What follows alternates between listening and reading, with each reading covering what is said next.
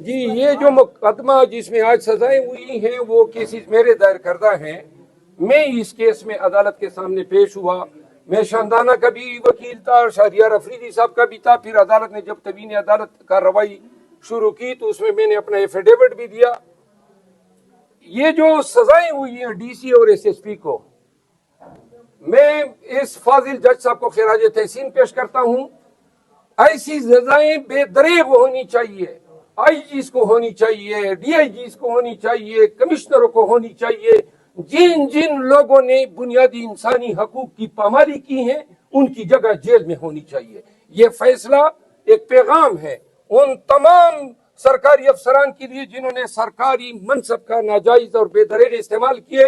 انشاءاللہ میں نے پہلے بھی کہا تھا اور اب بھی کہہ رہا ہوں, ایک ایک کے خلاف جس نے ظلم کیا ہے ہم عدالتوں میں ان کو لے جائیں گے, سو کریں گے اور ان کو سزائیں دلوائیں گے. اس فیصلے کا ہم خیر مقدم کرتے ہیں اور اگر یہ لوگ اپیل میں جاتے ہیں تو ہم وہاں ان کے خلاف فائٹ کریں گے.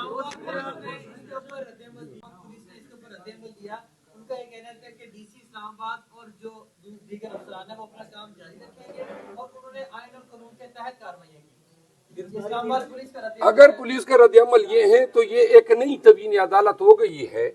اسلام آباد پولیس نے اگر یہ رد عمل دیے ہیں جو آپ کے الفاظ ہیں تو میرا خیال ہے کہ یہ عدالت کی حکم عدولی بھی ہے.